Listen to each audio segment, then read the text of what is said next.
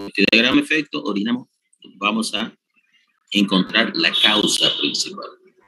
Para ello, una vez que el problema ha sido aislado, hemos identificado cuál es la causa y vamos a ver por qué sucede eso. ¿Será que es un problema de ajuste de la máquina? ¿Será que es un problema de las materias primas, de la heterogeneidad de las materias primas? ¿Será que se debe a causas especiales? Etcétera. En ocasiones resulta obvio cuál es la causa. En algunas oportunidades, por ejemplo, si estamos identificando, tenemos problemas en el tapado de botellas de plástico y hay pérdidas, por decirle. Y cuando nosotros estamos viendo que hay una pérdida, ese es el efecto. Cuando vamos a ver la botella, vemos que, por decirle, la tapa, el diámetro de la tapa es un poco mayor. Entonces, cuando nosotros cerramos, hay pérdida, porque ya estamos verificando, así a través de una simple observación, cuál es el problema. O sea, es obvio que el problema es porque la tapa es más grande que el pico de la botella. No en todas las cosas sucede así.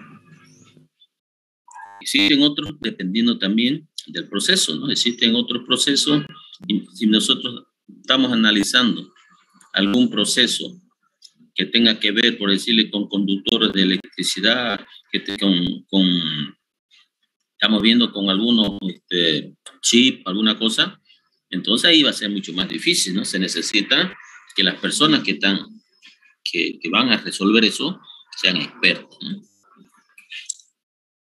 En el presente capítulo vamos a desarrollar una serie de puntos muy importantes, como son los diagramas causa-efecto, el cual puede ayudar a los estudiantes y trabajadores a analizar. Primero, analizar. Recuerden, queremos que identificar la causa. Y para identificar la causa, primero, no vamos a ir directamente a hacer algo, no. Tenemos que ser cuidadosos, observar, analizar detalladamente, estudiar si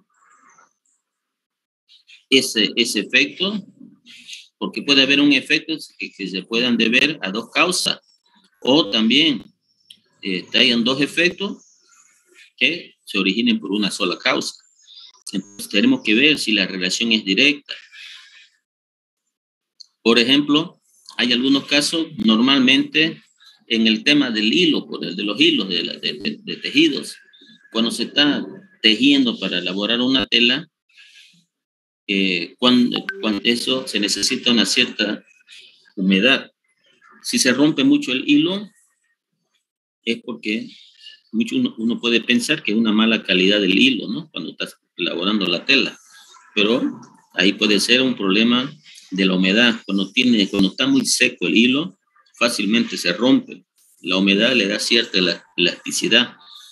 Pero cuando aumenta también la humedad, el punto que le llaman del tejido se hace más grande y cuando seca quedan irregularidades. Entonces, como pueden ver acá, mucho tiene que ver también con la especialidad de la persona que está trabajando en el proceso.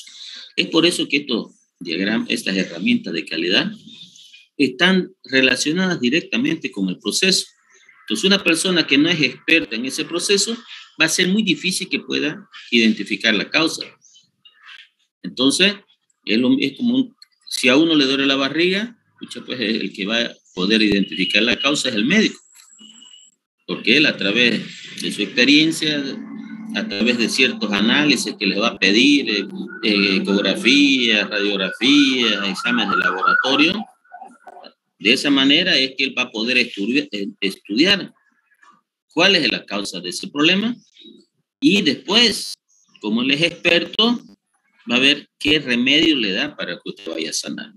Entonces, igual mismo en el proceso, puede ser que el hilo se rompa también porque hay mucha vibración en el eje donde está el hilo. Y si tiene mucha rotación, entonces hace que el hilo cuando sea tirante, se rompa. Ok, entonces es un tema que puede ocasionar dificultades, ¿no? Su aplicación dentro de las organizaciones tomar decisiones acertadas por medio de este estudio. Decisiones acertadas, ¿qué significa? Que tengo que hacer una prueba. Si yo considero que ese es el problema, tengo que hacer una prueba. Por ejemplo, si es un tema de humedad del hilo, entonces yo aumento un poco la humedad del hilo, yo hago funcionar la máquina y veo si el efecto se ha resuelto o no se ha resuelto. Si no se ha resuelto, entonces digo, esa no es la causa y ahí sigo buscando. Los japoneses, que fueron los descubridores de este diagrama, ellos formaban círculos de calidad. Varios expertos eran los que iban a través de lluvias de ideas, es que iban buscando cuál era la causa principal. ¿Qué es un diagrama de Ishikawa? También se lo conoce como diagrama de Ishikawa, diagrama causa-efecto o diagrama espina de pescado. ¿Por qué se llama diagrama de Ishikawa? Porque él fue el que creó esta herramienta. Así como la demás dice, es un método gráfico que refleja la relación entre una característica de calidad y los factores que posiblemente contribuyan a que exista. En otras palabras,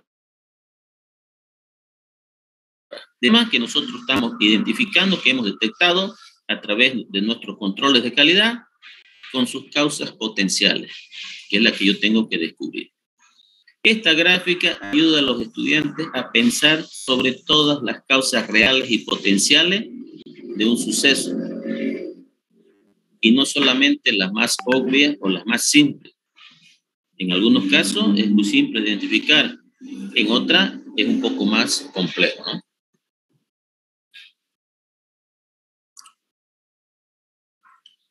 Además, son idóneos para motivar el análisis y la discusión grupal. Por eso dice que es importante para identificar las causas, formar grupos de trabajo. Ya hay, ustedes pueden ver en el libro texto, ahí por ejemplo, hay algunas recomendaciones, dice, ¿no? Se forman grupos de trabajo, grupos focales, dice. Comienza con unas lluvias de ideas y de ahí se van haciendo testes y uno se queda con algunas posibles causas y ese número pequeño de causas es con lo que se comienza a probar hasta llegar a descubrir cuáles son. Los americanos, ¿qué hacen?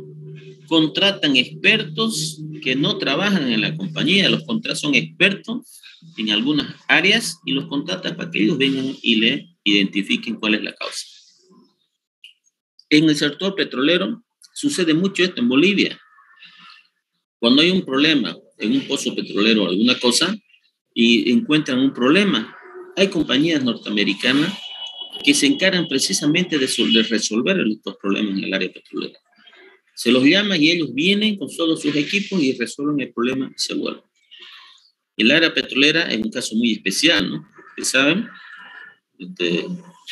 que si el pozo para o sea, ha sucedido un incendio, entonces puede ocasionar grandes pérdidas.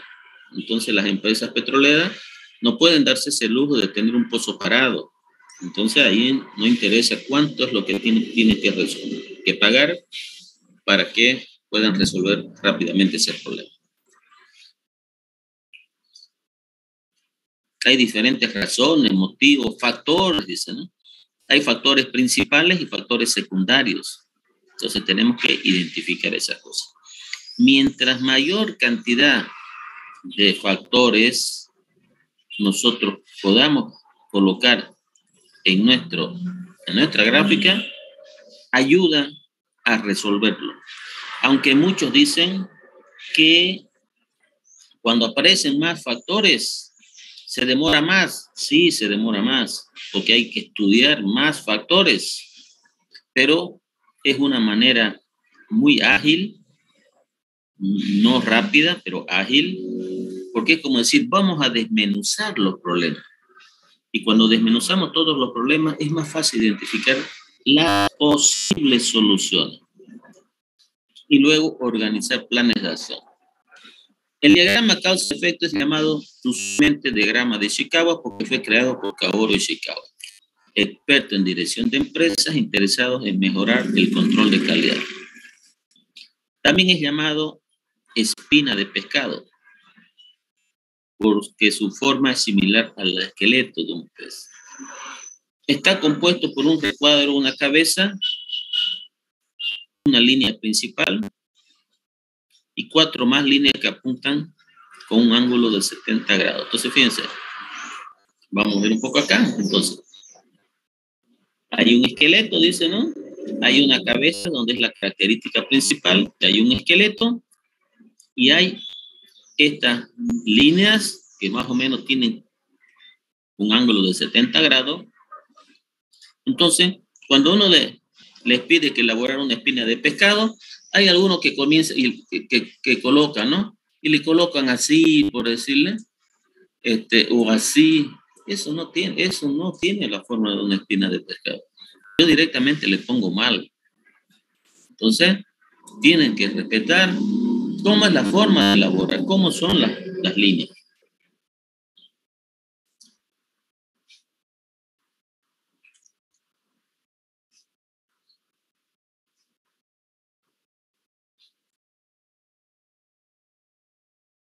Y hay espinas mayores, como los pescados tienen espinas grandes y tienen espinas pequeñas. Entonces, fíjense, espinas grandes que son un poco más oscuras y luego tienen otras espinas más pequeñas y así sucesivamente.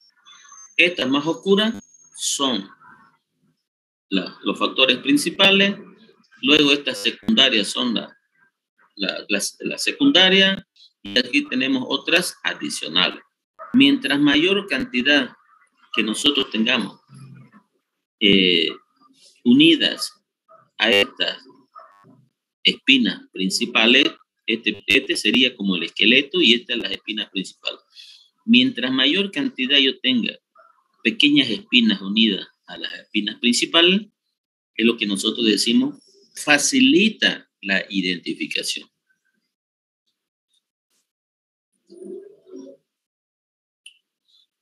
El diagrama causa-efecto es una forma de organizar y representar las diferentes teorías de cómo se resuelve un problema. Es una de las herramientas. Hay otras herramientas, más nuevas inclusive, pero nosotros estamos viendo las herramientas de calidad. Su concepción conceptual al concebir un diagrama causa-efecto se puede resumir en que cuando se realiza el análisis de un problema de cualquier índole, y no solamente referido a la salud, estos siempre tienen diversas causas de distinta importancia, trascendencia o proporción. Como yo le decía al comienzo, puede haber un efecto, pero esa puede resolverse por una sola causa o por una causa principal. Por ejemplo, un mal pesado y ese es la causa principal. Pero ¿por qué sucedió el mal pesado? De repente la balanza no está bien calibrada, el operador no sabe manejar muy bien la balanza, entonces puede haber la balanza, la principal, ¿no? O la medida, la principal. Esa mala medida, debido a la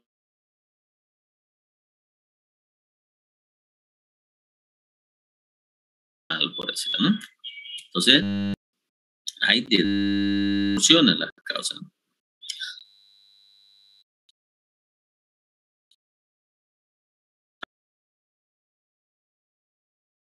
Y otras. La mejor manera de identificar problemas es a través de la participación de todos los miembros del equipo donde se trabaja. Como se dice, se forman equipos de trabajo entre las personas de mayor experiencia y que conocen más sobre esa máquina o sobre un proceso, etc. Y que todos vayan participando y vayan enunciando sus sugerencias, como se llama comúnmente, lluvia de ideas, ¿no? Los conceptos que expresan las personas se irán colocando en diversos lugares. El resultado es un diagrama de espina de pescado. Elementos. ¿Qué elementos contiene un diagrama de Ishikawa? El problema principal que se desea realizar el cual se coloca en el extremo derecho del diagrama, ¿verdad? Entonces, por ejemplo, estamos hablando de la mayonesa, que decimos que el recipiente tenía que ser de 250 gramos y está pesando menos, por eso. O el problema es que la etiqueta se desprende. Entonces aquí, igual que en las cartas de control, que lo principal era identificar cuál era la característica de calidad, qué es lo que nosotros queremos resolver, se desprende la etiqueta. No pesa los 250. Entonces aquí se coloca eso, ¿no? Lo principal es lo que nosotros queremos resolver.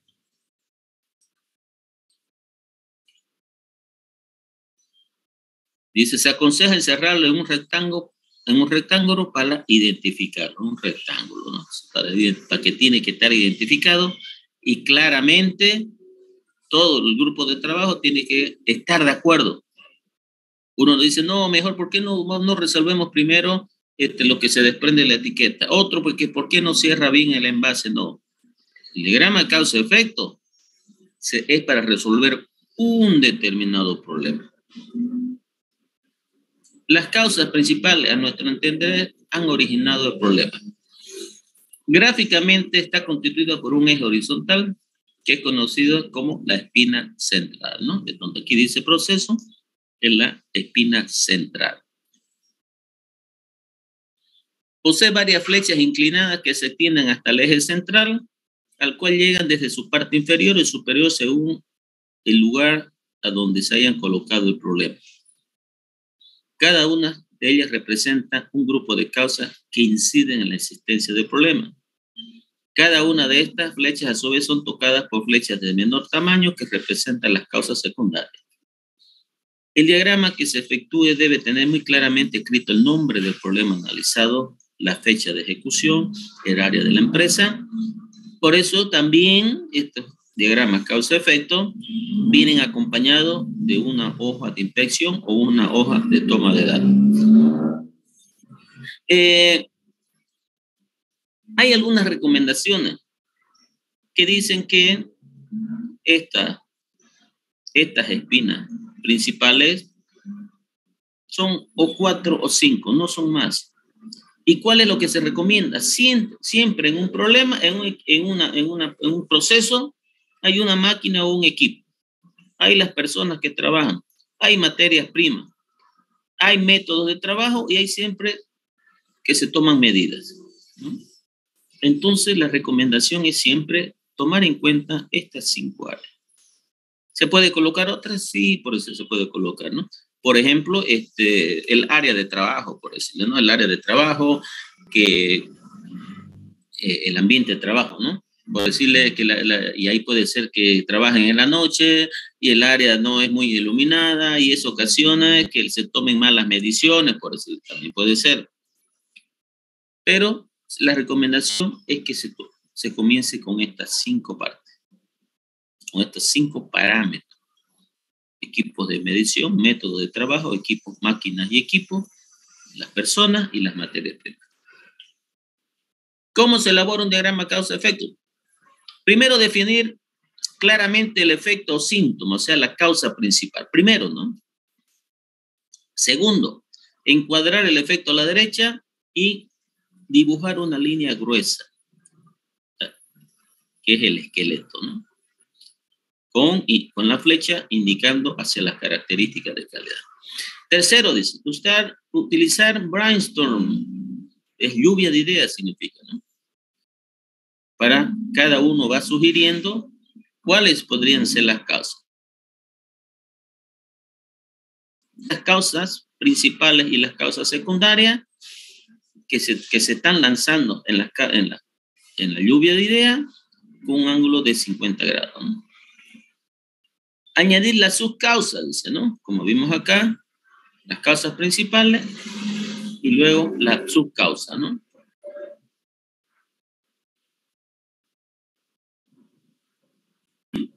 Descender de nivel hasta llegar a las causas raíz, fuente original del problema y finalmente comprobar la validez lógica de la cadena causal. Ahorita vamos a ver qué significa eso. Comprobación de integridad. También lo vamos a ver ahorita. Veamos primero y de ahí vamos a ver qué significa el punto 7 y el punto 8. A continuación veremos cómo el valor de una característica de calidad depende de una combinación de variables y factores que condicionan el proceso productivo.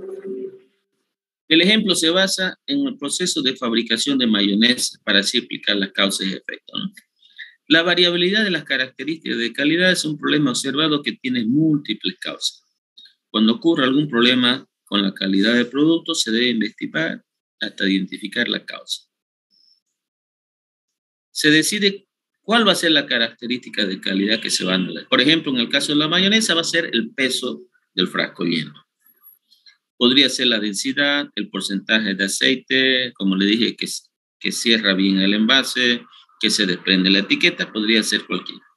Nosotros en este caso vamos a hacer que es el peso del frasco de mayonesa. Se indican los factores causales más importantes generales que pueden generar la fluctuación de la característica de calidad, trazando flechas secundarias hacia la principal. Por ejemplo, medición, persona, materia prima, ¿no?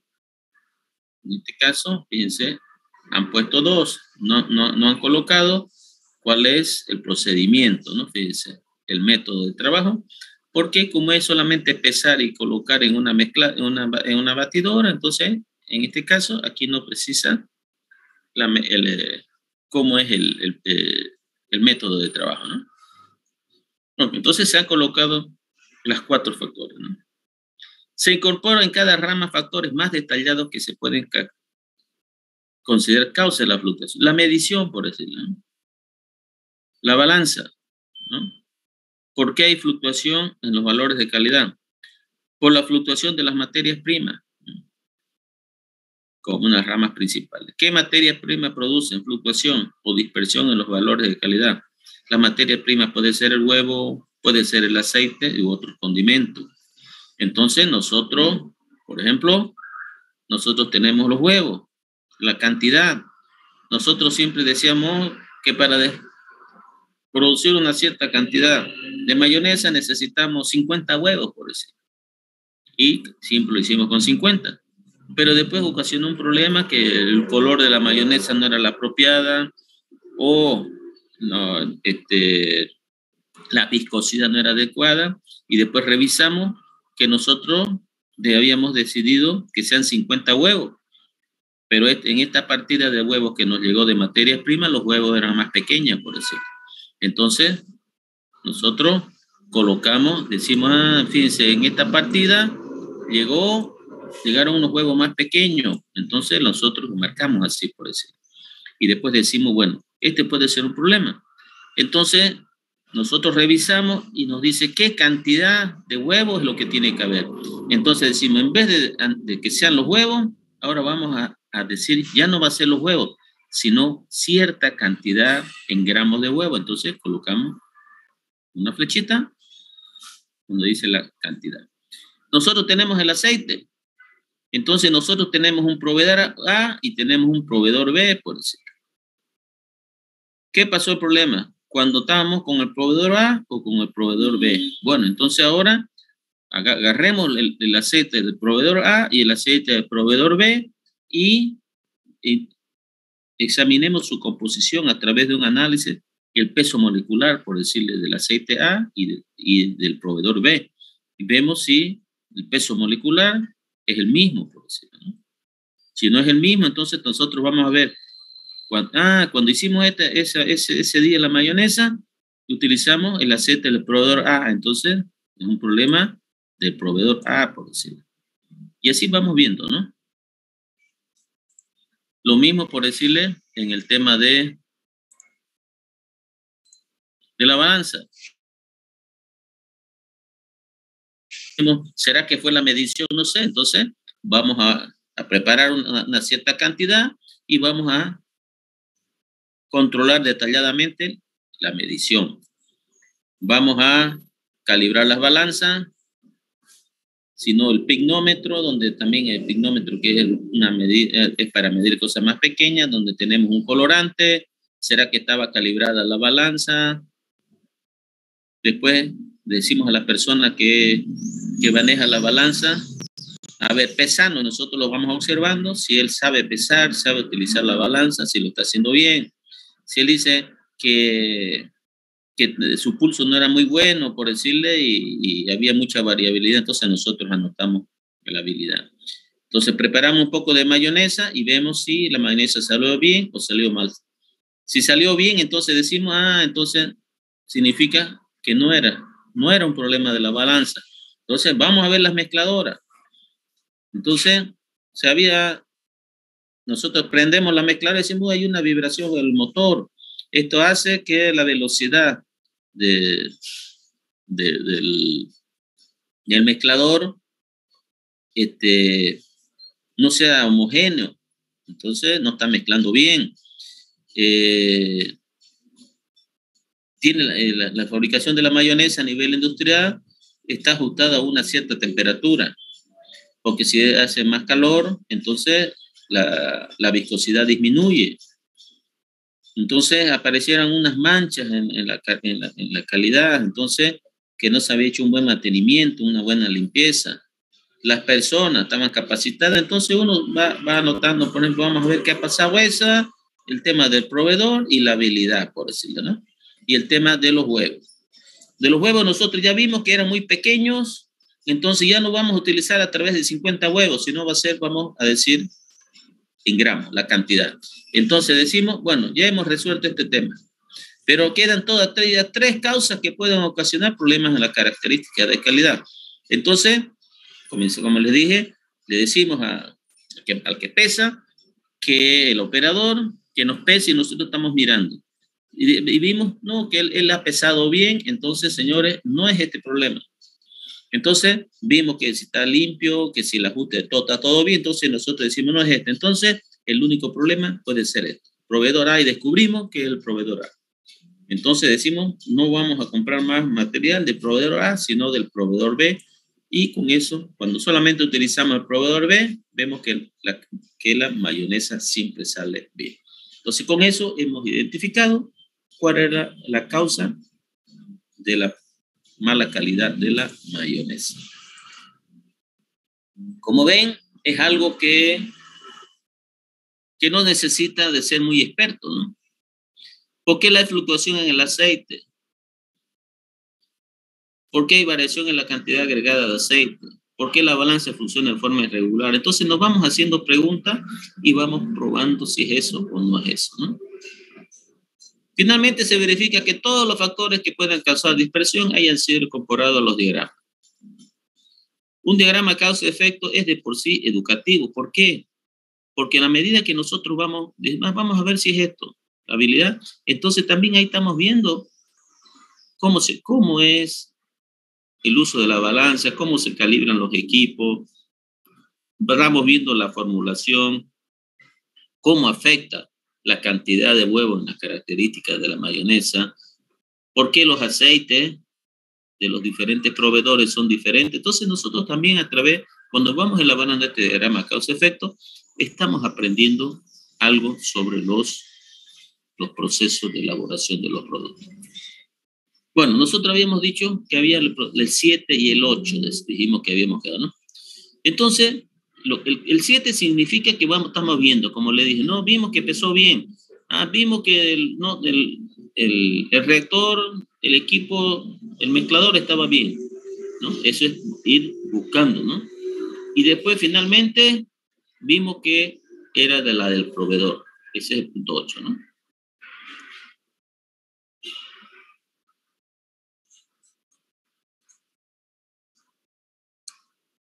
¿Cómo interpretar ahora? El diagrama de causa-efecto es un vehículo para ordenar de forma muy concentrada todas las causas que supuestamente pueden influir a un determinado efecto. Como le digo, estaba pesando, pero temblaba mucho el pulso del operador. De repente era porque varias personas estaban mirando y estaba un poco nervioso. Pero era un peso que estaba temblando un poco, hacía que pese más o pese menos, pero muy poco. Entonces no influía en la calidad de la mayonesa. Entonces Se descartó, por eso dice. Entonces hay algunas variaciones que no son las causas principales, ¿no? Nos permite, por tanto, lograr un conocimiento común de un problema complejo sin ser nunca sustitutivo de los datos. Dice, como es un método gráfico, entonces esto no significa que siempre voy a utilizar el diagrama causa-efecto y con eso voy a solucionar todos los defectos. No. También pues, estos diagramas causa-efecto solamente sirven para identificar la causa, pero no sirve para ver que, por decirle, qué porcentaje de frasco defectuoso fueron ocasionados por este problema. Entonces ahí ya tendríamos que ir a otras herramientas cuantitativas donde nos representen en números, ¿no? Por ejemplo, ahí podríamos utilizar las cartas de control o los índices P, índice PK, por decirlo. Porque aquí estamos viendo que, por ejemplo, la cantidad de mayonesa que hay en el frasco. Entonces es una variable cuantitativa. Entonces ahí aquí también podríamos utilizar el CP y el CPK, por eso, ¿no? Errores comunes son construir el diagrama antes de analizar globalmente los síntomas, limitar las teorías propuestas mejorando las causas, ¿no? Ok. Después que hemos resuelto que era el proveedor A, entonces nosotros nuevamente ya sacamos, por decir, desde aquí decía proveedor B, entonces ya lo retiramos y el diagrama nos queda también como un modelo de cómo es que se fabrica la mayonesa. Ventajas del diagrama causa-efecto. Permite que el grupo se concentre, N dice, ¿no?, en el contenido del problema. Aquí, déjeme un ratito. Vamos a arreglar, ¿no? Se concentre en el contenido del problema. No en la historia del problema, ni en los distintos, en la historia del problema, ni en los distintos intereses personales de los integrantes del equipo. Entonces, esto que estamos viendo, diagrama causa-efecto, es de algo, este diagrama causa-efecto es de algo real que nosotros lo acabamos de ver.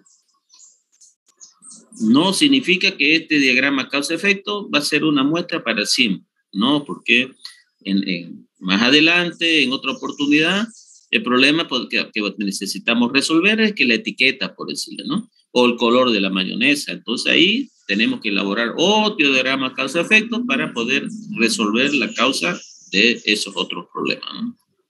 Este es exclusivamente para el tema del peso del frasco. Ayuda a determinar las causas principales de un problema o las causas de las características de calidad. Para mí este es muy importante. Estimula la participación del grupo de trabajo, permitiendo que todos participen, porque también así van a mejorar el conocimiento sobre el proceso. Incrementa el grado de conocimiento sobre un proceso. Utilidades: identifica la causa raíz o las causas principales de un efecto. Clasifique y relacione las interacciones entre factores. Entonces, cuando vemos aquí, nosotros vemos, por decirle, que el aceite tiene un efecto, la calidad, no la calidad necesariamente, sino que, por decirle, los aceites siempre son mezclas de aceite, ¿no? Si ustedes agarran un aceite de soya de fino, van a ver que es diferente de un aceite de soya de Sao, por decirlo, ¿no? Eso es por las insaturaciones. Hay algunos que tienen aceite más insaturado, dependiendo de la época de la cosecha de la soya, de la variedad de la soya, de la zona donde se ha producido. Entonces, eso también ocasiona que las materias primas sean diferentes, ¿no? Ok. Entonces, esto es lo que es un diagrama causa y efecto. Aquí hicimos los diagramas causa-efectos para identificar la causa principal de un problema.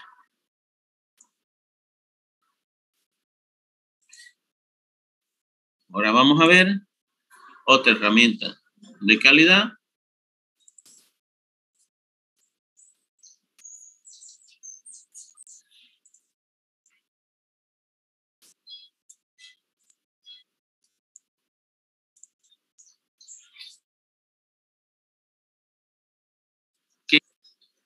El nombre de Pareto fue dado por el doctor Joseph Juran en honor del economista Wilfredo Pareto.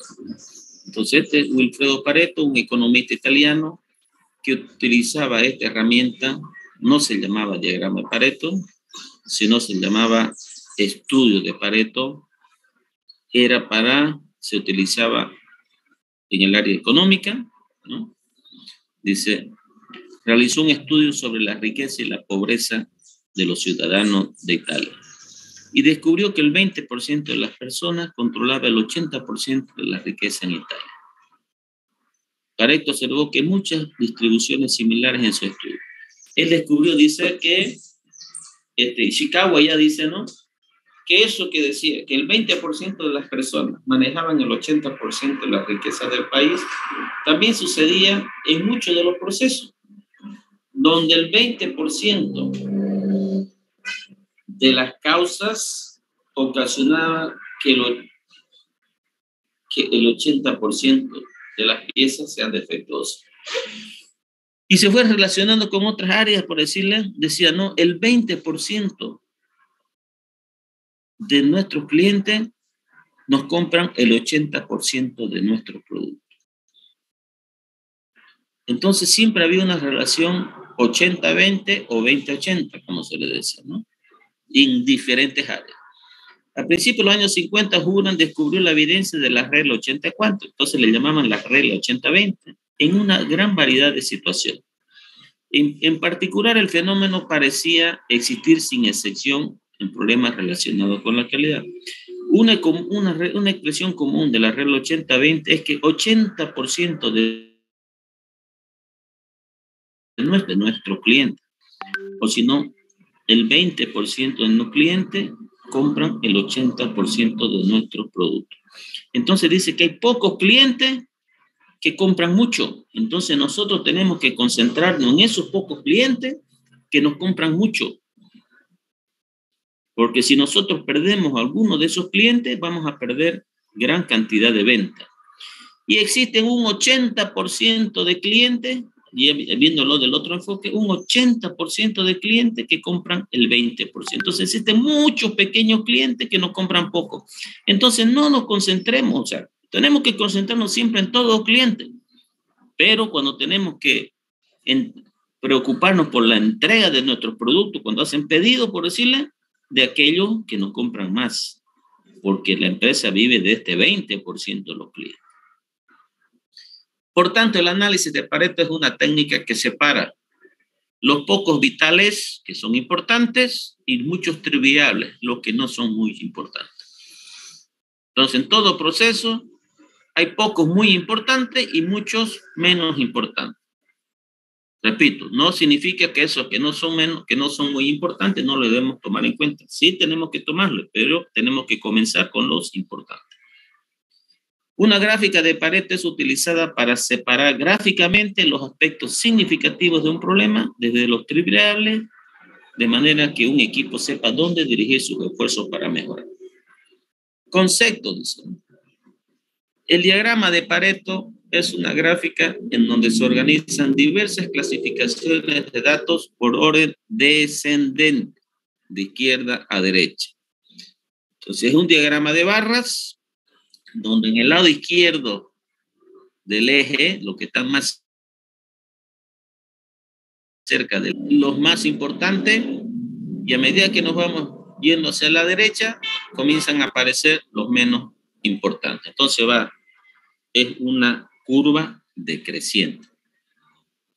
Algunos ejemplos de esas minorías vitales serían, dicen, ¿no?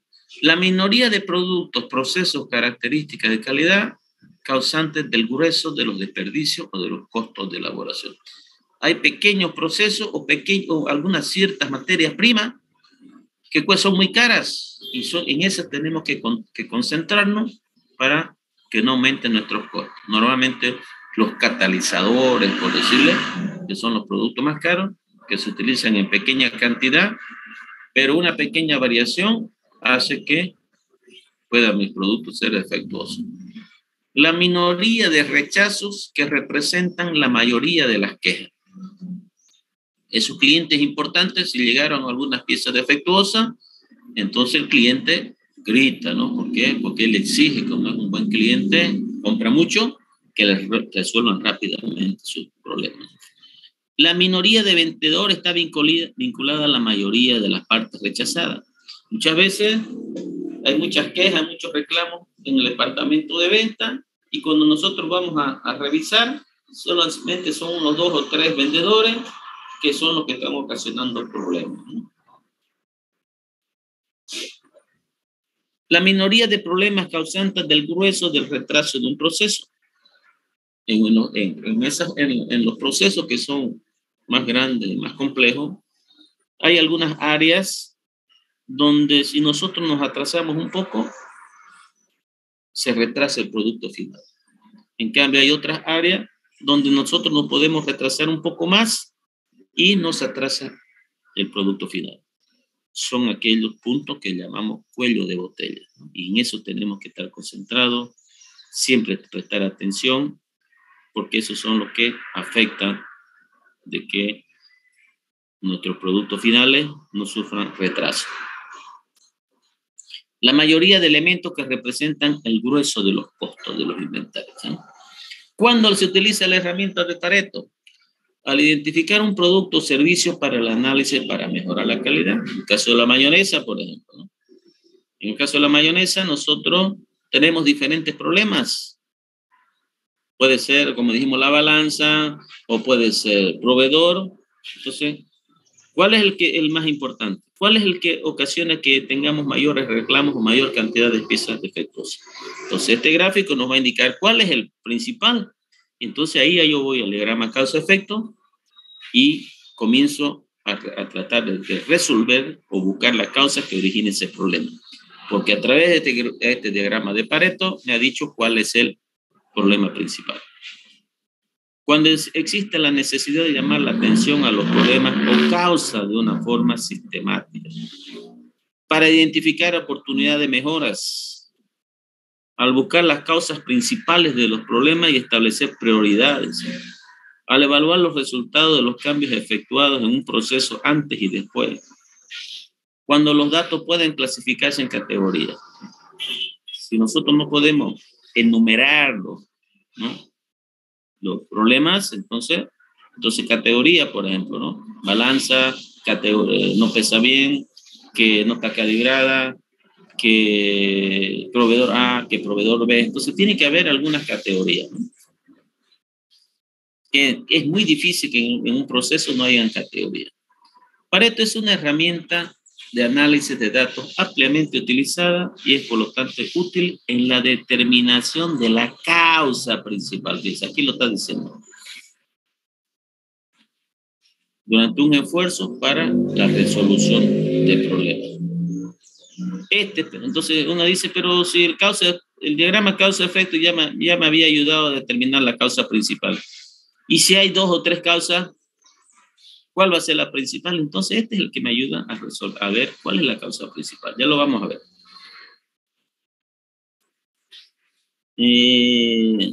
Este permite ver cuáles son los problemas más grandes, permitiéndole a los grupos establecer prioridades. En casos típicos, los pocos pasos, ¿no?, son responsables por el mayor impacto negativo sobre la calidad. Entonces dice, ¿no?, algunos pocos son los responsables de la mayor cantidad de reclamos. Si enfocamos nuestra atención en estos pocos vitales, podemos obtener la mayor ganancia potencial de nuestros esfuerzos. Muchas veces tardamos mucho tiempo en identificar la causa de un problema, pero ese problema, por decirlo, no era muy importante. Era por decirle que el color de la mayonesa era un poquito. Se midió a través de NTU, la medida del color, y vio que era, por decirle, 2 NTU tenía que ser, por dar un número, ¿no?, el color de la mayonesa. Y sin embargo dio 180. Pero entre 180 y 200 prácticamente nosotros a simple vista no podemos identificarlo. Solamente a través del equipo NTU, ¿no? Entonces, ¿para qué vamos a estar perdiendo tiempo en eso? Entonces, este de aquí nos indica que ese no es el más importante. Un equipo puede utilizar la gráfica de Pareto para varios propósitos. Por ejemplo, dice analizar las causas para estudiar los resultados, para planear la mejora, ¿no?, continua. Las gráficas para esto son especialmente valiosos como fotos de antes y después para demostrar que se ha progresado en el proceso, que hemos mejorado en el proceso, que hemos mejorado la productividad. Es una herramienta sencilla pero poderosa. ¿Cómo se utiliza? Dice, selecciones categorías de análisis. Entonces aquí vamos a ver, ¿no? Por ejemplo, vamos a ver que este es un fabricante de heladera, desea analizar cuáles son los defectos más frecuentes que aparecen en las unidades al salir de la línea de producción. Para esto empezó a clasificar todos los defectos posibles en diversos tipos, ¿no? Entonces, una fábrica de heladera, de montaje de heladera, y cuando salían las heladeras ya de la planta de producción, se hacían unos ensayos, por ejemplo, y se identificó que tenían algunos defectos. Fíjense, defecto, no causa, ¿no? Porque aquí define los defectos. Ya en el diagrama causa-efecto, ya las causas, ¿no? Dice, el motor no detiene. No olviden que las heladeras funcionan y después llega a una temperatura, el termostato para, ¿no? Pero este nunca para, dice.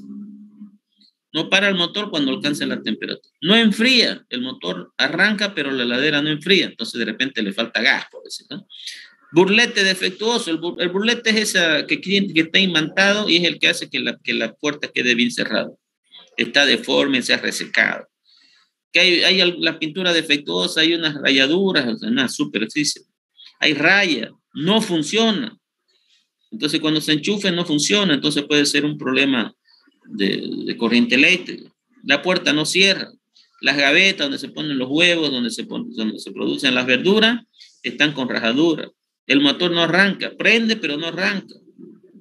Mala nivelación es algo que nosotros no prestamos mucha atención. Las heladeras siempre hay que nivelarla, ¿no?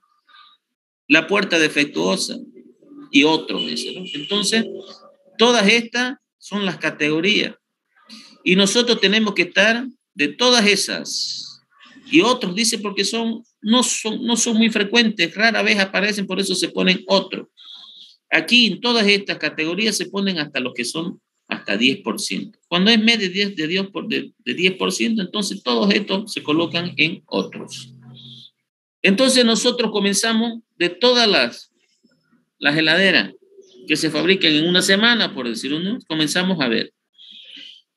Y aquí colocamos, por ejemplo, 9, el burlete defectuoso. 5, hay problemas en la pintura. 1, las gavetas. Otra, mala nivelación y así. Motor no se detiene, 36. No enfría, 27. No funciona, 2. Otros, dice, ¿no? Y así. Total de defectos, 88. ¿Okay? Entonces, lo primero que hace es eso, ¿no? Entonces, venimos acá, ¿no?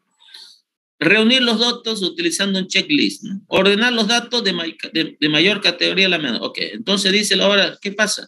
Aquí esto que ha pasado es de acuerdo a lo que hemos examinado. Ahora pongámoslo en orden, los que pues, suceden con mayor frecuencia, colocamos arriba, ¿no? Entonces, los vamos colocando.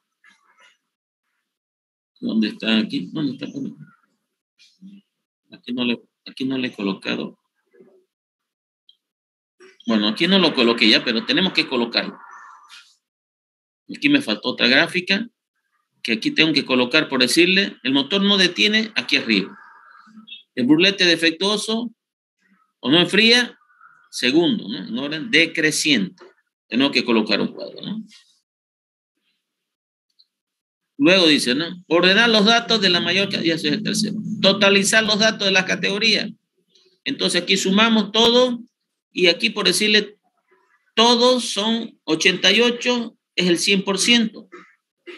Y después colocamos cada uno la regla de 380 y el 100%, 2, ¿cuánto es? 2,3%. Porque esta sería la frecuencia absoluta y esta es la frecuencia porcentual. Entonces es mejor utilizar porcentualmente.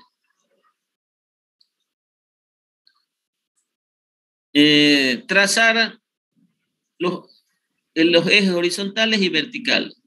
Entonces, venimos a la gráfica. Entonces, esto que está acá, lo colocamos en un gráfico. Entonces, después, ¿qué hacemos? Bueno, aquí había estado, fíjense, le dije, ¿no? Había estado más abajo. Entonces 36, 40, todas esas cosas. Y el 100%. Y después, esto que lo había hecho acá, lo colocamos. Motor no detiene en el lado izquierdo con 41, ¿no? No enfría con 30 y poco. Y así de izquierda a derecha.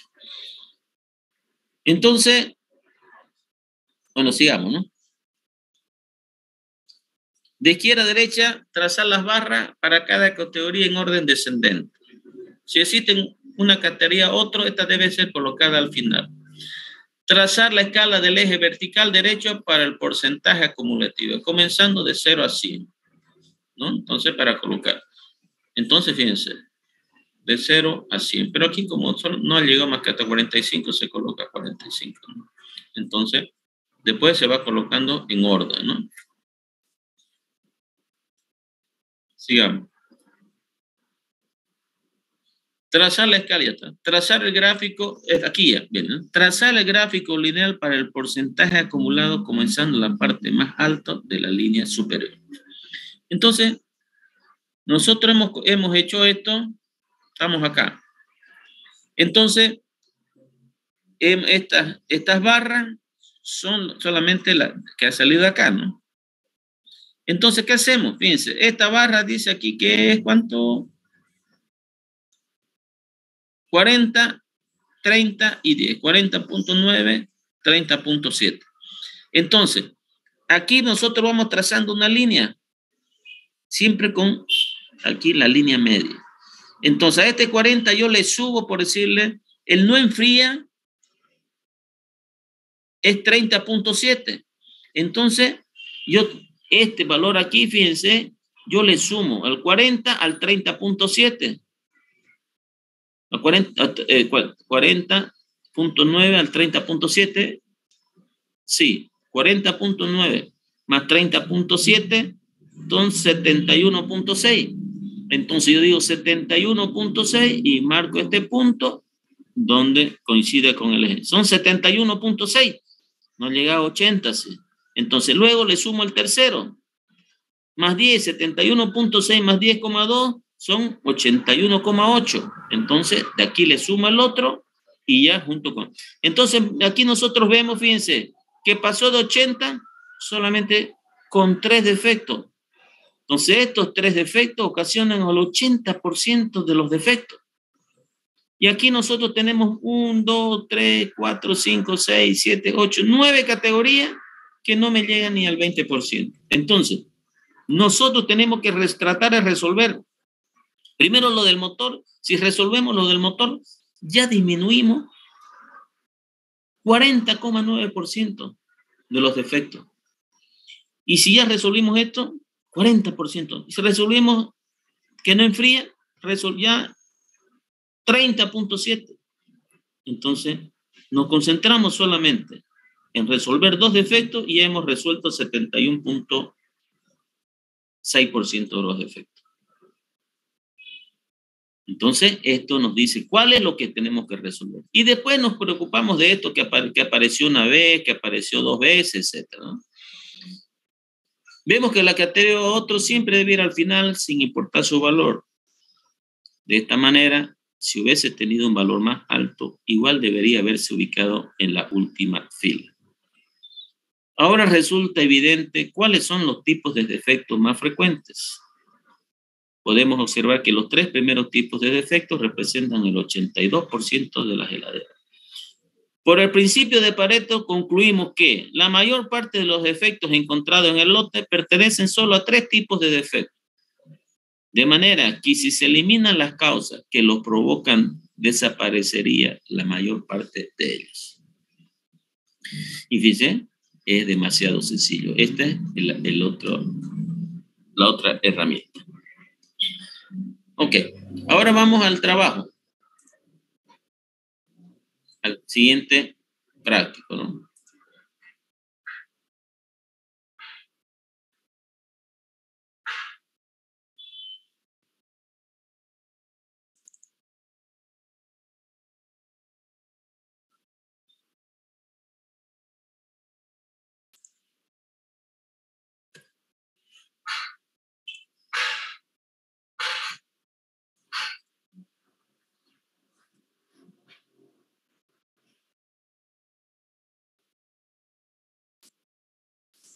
Ok.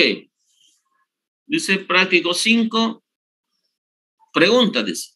¿Qué son y cuáles son los objetivos principales de un diagrama de Pareto? Con sus propias palabras. No le estoy pidiendo que me copien lo que está aquí, ahí. Porque ¿cuál es el objetivo de esto? De que ustedes sepan con sus propias palabras. De repente en el examen yo le puedo preguntar, indique cuáles son los objetivos principales de un diagrama de Pareto. Y si ustedes lo copian, no se van a recordar para el día del examen. Pero cuando uno lo dice con sus propias palabras, piensa y eso queda retenido en la mente. Señale algunos errores comunes que se cometen cuando se usa el diagrama de Pareto. Diseñe un diagrama de Pareto paso a paso donde estén contemplados los siguientes puntos. ¿Ya? Hay que realizar un diagrama de Pareto. ¿Cuál es el problema más importante? ¿Cuáles son las principales pistas para encontrar la causa principal del problema? ¿Qué son y cuál es el objetivo de los diagramas causa-efecto? Construye un diagrama de causa-efecto donde puede encontrar las causas que originan los siguientes problemas. ¿Por qué el tráfico en nuestra ciudad es caótico? ¿Cuáles son las causas para que nuestro país no salga de la pobreza? Aquí no es que tengan que hacer 2 diagramas causa-efecto. Aquí ustedes eligen cuál de los 2 prefieren. En este primero yo les iba a dar uno para que ustedes lo hagan, pero ustedes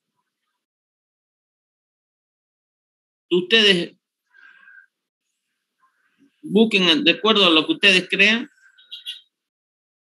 y elaboren ese diagrama de Pareto. O no, ¿sabe qué? Yo les voy a pasar mejor el ejercicio con los datos con lo que tienen que hacer el diagrama de Pareto. ¿Ok? Yo se los voy a subir en la noche porque ahorita a las 4 tengo una defensa, entonces de práctica de ingeniería química. Entonces termina eso y yo voy a buscar uno de los ejercicios que tengo y yo se los voy a subir. Entonces, para el próximo miércoles a las 2 de la tarde, ustedes me van a entregar este diagrama de Pareto y este diagrama de flujo. Puede ser con por qué el tráfico en nuestra ciudad es caótico o cuáles son las causas para que nuestro país no salga de la pobreza. Entonces, no solamente en control de calidad se utilizan los diagramas causa-efecto, se utilizan en cualquier área. O si no, voy a hacer lo siguiente, les voy a poner uno, por ejemplo, ¿por qué el tráfico en nuestra ciudad es caótico? Y el B le voy a poner uno de algún proceso, para que sea uno que no tenga que ver con proceso y otro que tenga que ver con proceso. ¿Ok? Mejor así. ¿Quedó claro? Sí, ingeniero. Perfecto. Entonces, ahora vamos a ver algo que quedó pendiente de la clase pasada, porque ustedes sobre el CP y CPK. Entonces, yo les he traído este ejercicio para que calculen la media y el rango y con esto vamos a calcular el CP y CPK. Era porque yo le dije que lo hallé raro los valores de CP y CPK que hicimos la clase pasada. Entonces, ustedes van a calcular la media, van a calcular el rango, la media de la media y el rango. Y con eso vamos a encontrar los límites de control superior o los límites de control inferior, pero con eso vamos a calcular el CP y el CPK. Ahora yo les pregunto a ustedes, ¿quieren que lo hagamos ahorita o ustedes hacen estos cálculos y el viernes lo hacemos juntos? Yo tenemos todavía media hora de clase, yo no sé, yo pienso que se lo podía hacer ahora, ¿no?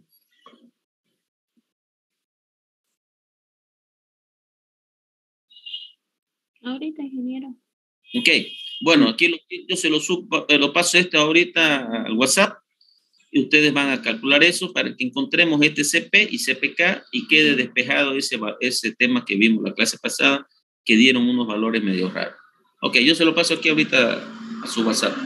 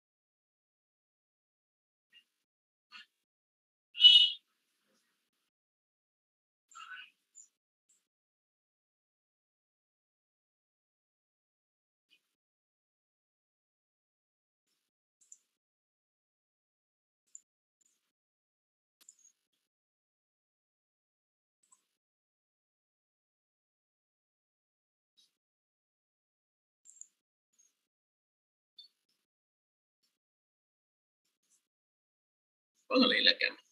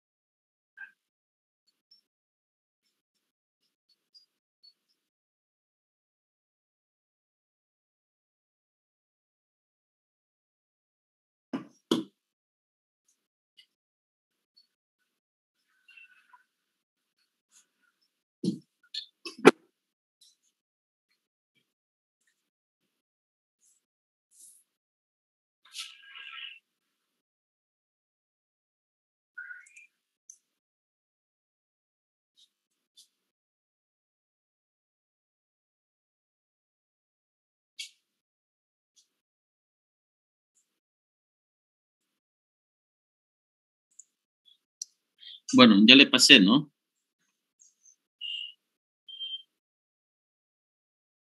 ¿Entendieron? ¿Quedó claro lo que tienen que hacer?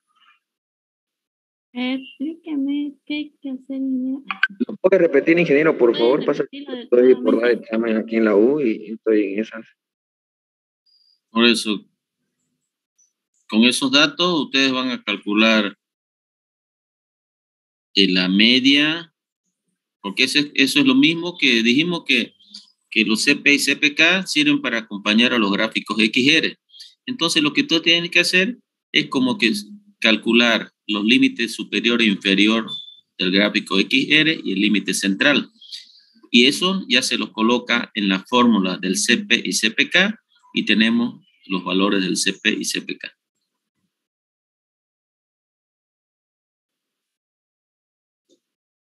¿Para cuándo eso, ingeniero, por favor?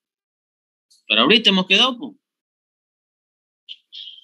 Yo estoy por entrar a un examen, ingeniero, ahorita en la Gabriel.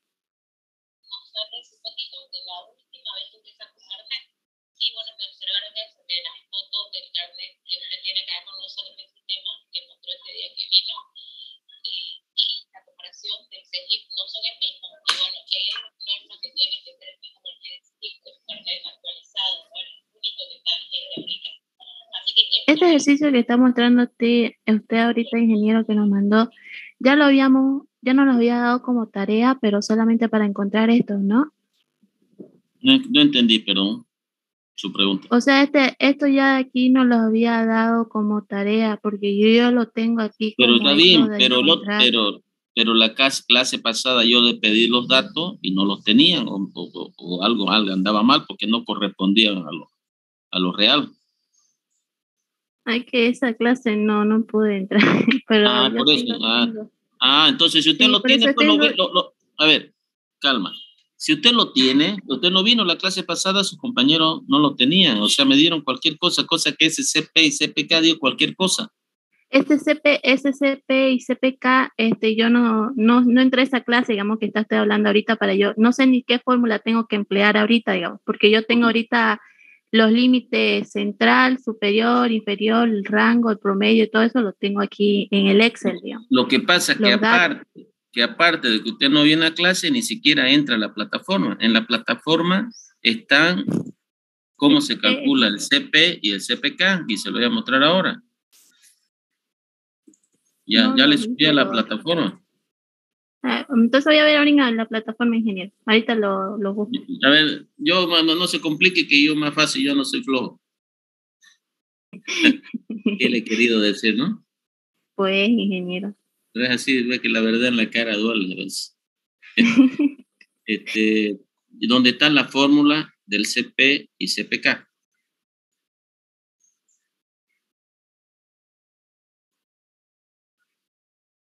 O de paso, ¿sabe qué? ¿Por qué no entra para ver si por ahí no se le he subido por ahí? A ver, ingresa a la plataforma a ver si está. Estoy ingresando. A ver, voy a verlo.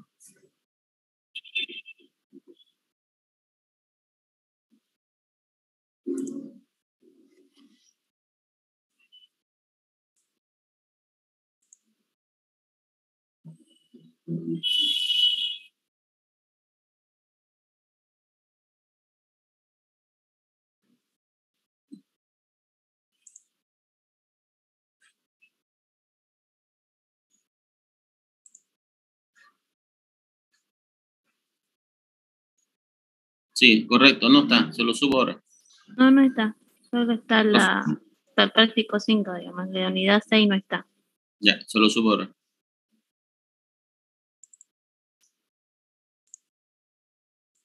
Pero, ¿qué datos necesitan, ingeniero, para que los compañeros saquen con la fórmula que ellos tienen, que ya vinieron a clase, que ellos lo calculen? Ya, pues ahí está la fórmula del CP y el CPK. Pues. Son dos fórmulas.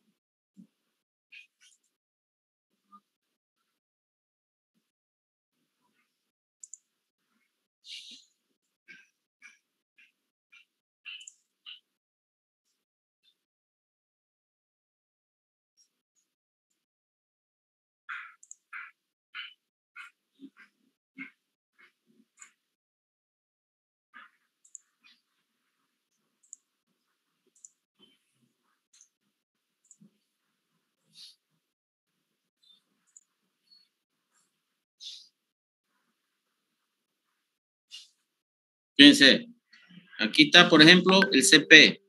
Límite superior, límite inferior, dividido entre 6 sigma.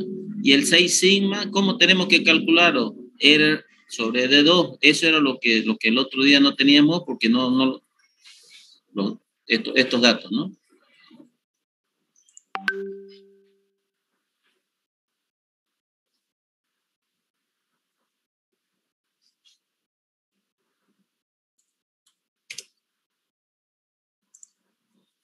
Y el otro CPK está aquí. También necesito el sigma y necesito los límites superior e inferior. Entonces, si quieren copiarlo ahorita, copien, pero de todas maneras lo voy a subir a la plataforma ahora.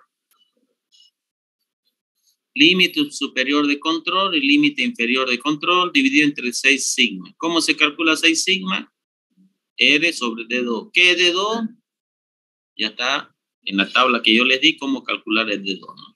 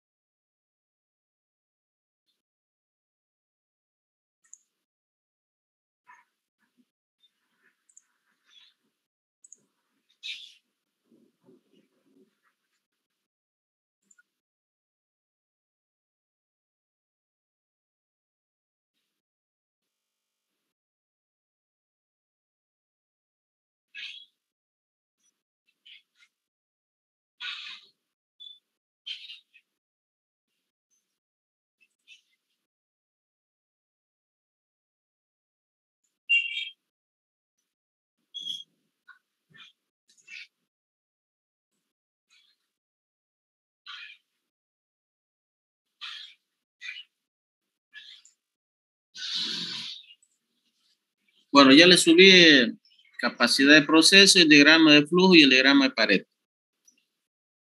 Y a la plataforma. Y también la tarea. Bueno, la tarea, solo un minuto aquí. Voy a subir en PowerPoint, perdón, en PDF porque a veces se desconfigura.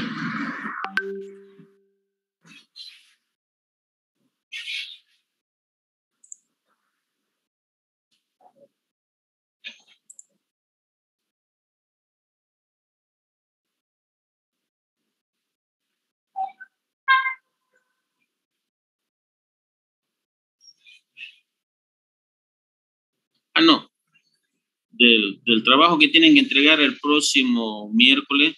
Todavía no se lo subo porque yo quedé de cambiarle, ¿no?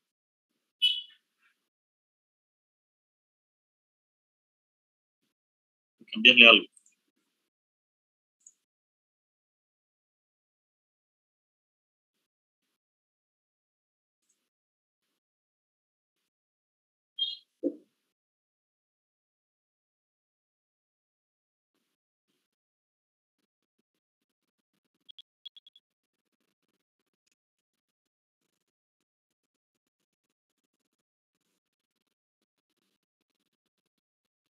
Así que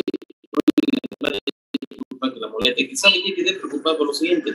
Lo que pasa es que fueron a sacar a la universidad carnet y dice que los que tienen arriba de 60 ya le sacan el indefinido. Pero yo no tengo 60, pero ¿qué? Porque eso le sacaron una vez. Pero ¿qué quiere decir que ya aparece en el sistema como es, con este nuevo? Escucha, a mí me dijo el policía, me dijo que no, me dijo pues guárdalo y ya tiene dos, me dijo.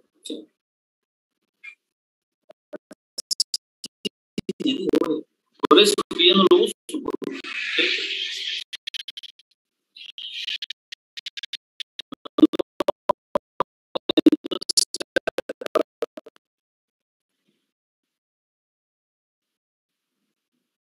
Ah, ok, listo. Ok, gracias. Listo, gracias. Hasta luego.